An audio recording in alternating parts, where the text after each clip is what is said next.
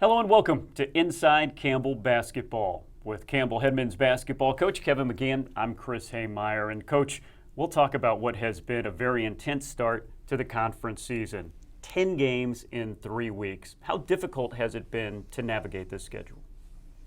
Well, it's definitely been a challenge. I don't think that anybody has been through anything like this. The old traditional Ivy League schedule was a Friday, Saturday. Not that any of us coached in that league, but those guys also played different opponents. So you had travel partners. So you'd travel and then play one and then get on the bus and go to the other place. And so they're the only ones that really have had a familiarity with this. Obviously, everybody plays in these exempt event tournaments where you play, 3 games in 3 days, and there is a simulation with the conference tournament, but you don't play the same opponent twice in a row. And so, there's been an adjustment to trying to get used to how to come up with game plan A and then have your adjustments ready. Sometimes you use them in game one. Sometimes you are able to save them and use them in game two. And then, of course, everything is based on how game one goes. But it's certainly been an adjustment and a challenge. I think the guys have done really well with what we've been able to give them. And we're just trying to learn together how to figure out how to do it well. Find success. There's a balance of how much you can do. Typically we'll take a day. We've been in the sort of 3-day break in between, so we'll take the day off the next day and then have 2 days of preparation. But it's been a gauntlet as far as the number of games and the amount of time. I think only 3 in the conference have been in the same situation as us, where they've hit 5 series in basically 22 days. And so this week has been, a blessing because we've had the week to sort of rejuvenate, to rest, both mentally and physically, and now get back after it and get ready for the second half run. What has compounded, at least from my eyes, the difficulty of this season is the fact that you literally have had your entire roster available for 3 minutes this whole season, and it's not just been because of COVID. In fact, it hasn't been because of COVID during the season, just regular basketball injuries, including right now 2 of your starters, Jesus Carolero and Austin McCullough. They haven't been with you for over 2 weeks. Yeah, that's been certainly a challenge, obviously, when you're in the part of the season where it's a stretch, so there's not a natural break in there to allow you to heal and hopefully get better. It's even more of a challenge. It has put more on other guys, and when I try to look at it from a silver lining angle, I think we're developing depth because those other guys are getting that much more experience. Now, it's been a challenge because there's just been a lot of minutes put on the guys that are in the mix right now. I got to do a better job of maybe lengthening the bench a little bit more to take something off those guys that are playing so many minutes. And hopefully we get a little bit more healthy as the season goes along here. Both the guys that have been out with kind of longer term injuries are still sort of working toward recovery. Doctor's appointments and rehab, and hopefully we'll get them back, and that will help us because we will have given a lot of experience to those others, but it's certainly a challenge for sure. And Coach, as we look at the upcoming part of the season, a lot to talk about that has been very good for this program, including your senior point guard, Jordan Whitfield. When we talked here at Big South Conference Media Day a couple months ago, you said his maturity on and off the court is being noticed. He has increased his offensive output, basically doubled it each and every year in the program. Talk to what he's done since he's been the freshman and now this next step to become one of the leading scorers in the conference. Yeah, I think that what we talked about preseason is true. I think his overall approach to, to practice, to handling his business off the court, whether it's in the classroom or just general responsibility, has improved every year. And now I think because that stuff is so in line with where it needs to be, it's freed him up to be a little bit more efficient, more effective on the court. He's a worker. I mean, the guy's in the gym all the time. He constantly trying to get better, and because of that, it's been able to show up for him more. I think the most impressive thing probably is that though he's the fifth leading scorer, I think you said, in the conference, it doesn't feel like he's trying too hard. Where at times, I think, in the past, I think there was, not necessarily with him, but in general, like, where you feel like somebody's like searching for it or hunting. I don't feel like he's doing that. I think it's coming to him naturally. And because of it, he's having really good results. Averaging 16.5 points per game in conference play. Now, somebody that doesn't really, quote-unquote, light up the stat sheet, but is so important, Ricky Clemons. He has been your defensive stopper, but I will point out that he is scoring 6 points per game. He's up in blocks. He's up in steals. Talk about how important Ricky Clemons is to this program of what he does defensively. He's really a good on-the-ball defender. He has a really good idea of concepts as far as what we're trying to do, and I think the physicality that he brings to the table really helps.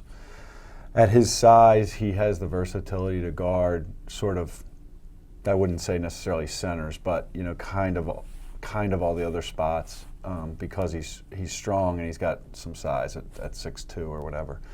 So he kind of can guard 1, 2s, and 3s really well, and occasionally 4 men on other teams. So we can kind of put him on probably the best player, depending on how the other matchups look, because Jordan's a pretty good defender.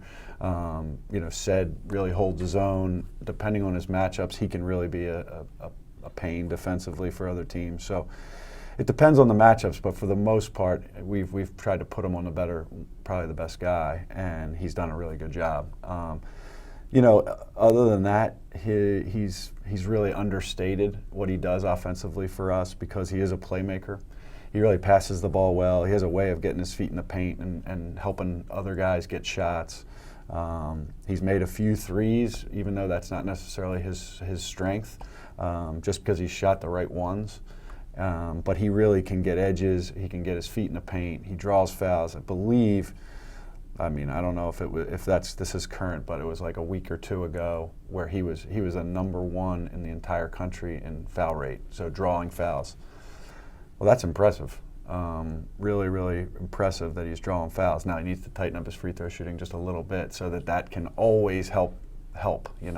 And he's working at that. But there's something about somebody that can draw fouls like that, because even if they're not shooting fouls, they drive the foul count out for the team, which puts us in the bonus earlier and stuff like that. But he's really come along. He's a nice player. He's really fighting hard out there. He's giving you what he has to give to the team. Well, and your third healthy starter, Cedric Henderson Jr., he ends up in the top 10 not only in scoring, in the top 5 in field goal percentage, but also blocks. His defensive game has stepped up this year.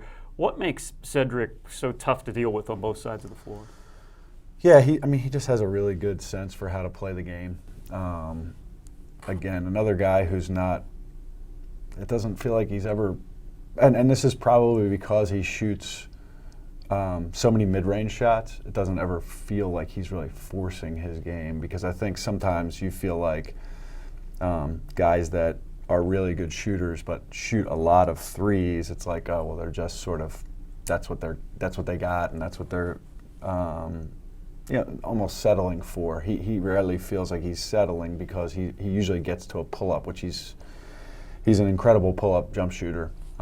Gets himself to 2-point baskets all the time, and it's not always to the rim. So that's in the scouting world, they talk about 3-level scorers, guys that can score from at the basket, in the mid range, and then from 3. We don't really use that terminology as much, but he certainly is that kind of guy, and his 3-point shooting actually is better than he's done in games this year. He just, he's a very good shooter. It's just the way it's broken so far. He hadn't made quite as many. I anticipate that he's going to hit a little stride here and start hitting some more threes, which is going to open up his other stuff even better. Defensively, he does very long, rangy type player, so he gets a lot of blocks, and he does a good job moving his feet, so he can guard kind of both forward positions pretty well. Occasionally he gets in there and can battle on a center also. This team also leads the conference in assists and assist-to-turnover ratio. They also get together and they do pretty well off the court as well. Way before the season started, we put them together, put them through the paces with a couple of fun games, and here's a look at our guys off the court. My name is Cy Thompson. I was born in 2000. I low-key used to watch this show. It's all VeggieTales. It's like a yellow stick man, I guess. Yeah, this is my favorite show. It's with, they got the ashy people, the Proud Fellas. Yeah, they look like baby Power Rangers. I'm pretty sure that's not what it is. A toaster? Yeah, no clue. Phrase 1. Cam Newton is the worst quarterback. Cam Newton is the worst quarterback. Cam Newton, quarterback. Close. Cam Newton is the worst quarterback. Cam Newton is the worst quarterback. Yep. I just said no low blows. I said no low blows. Phrase 2. Go Lakers, forget LeBron. Go Lakers, forget LeBron. Go Lakers, forget I LeBron. love this. This is a wonderful game. Phrase 3. Cedric is great. Cedric is something. I don't know the last one. Cedric is great. Great. Cedric is great. Cedric is Great. a dork. He's not gonna say it. Great. Great. Yeah. Cedric is great. Yeah. Okay.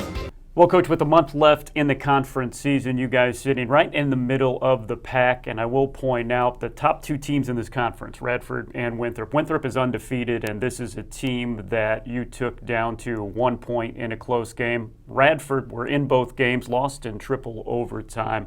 With what you know you've done with the top of the conference and what you have coming ahead, what is your outlook, and what do you need to do for success this last month of the season? Well, I mean, you know, really it's all about just us continuing to get better I don't want to sound like a cliche, but like really we just need to continue to improve. The schedule breaks however it breaks. And we have happened to have played, you know, the top two teams. UNC Asheville is really good. And they're just a game behind Radford at this point. So, you know, there's still a lot of really quality basketball teams, and even the teams that I feel like this season more than any is there's like a disjointedness or a choppiness to the season, because you sort of forget about the guys that are like on pause a little bit. Like, not that we're forgetting about them, but there's not a body of work to what was happening with them, because although we're playing every week, some of these other programs have been shut down for up to 2 weeks. And so, you know, I think we can't forget about some of these teams that are have been paused. The Hamptons and you know, Upstate, Charleston Southern, High Point. They've all had pauses that have caused them to have like a little disjointedness to their season. But you know, they're hungry and working, and although they don't have as many games played, they're still fighting for this thing too. And we got to be ready to take on all the opponents that are left on the schedule. I feel like the guys are working. I think we know how close we are. Obviously, we easily could have come out with a win or two between, Winthrop and Radford in that mix of games that we were really, really competitive in. I mean, nothing more competitive than triple overtime, right? But certainly some things we could have done better there to try to finish that thing off, and that's what we're working on, is trying to put ourselves. We told the team yesterday, you're going to play 10 more games, and 6 or 7 of them are going to feel just like that, a possession game in the last 2 minutes, and we got to do a little bit better job of figuring out how to make those go our way. Well, it'll be an exciting last sprint here to the end of the season. Of course, the schedule always in pencil, but scheduled now another home series this Friday and Saturday. You can see it on ESPN+. For Campbell head coach Kevin McGeehan, I'm Chris Hemeyer saying so long and thanks for watching Inside Campbell Basketball.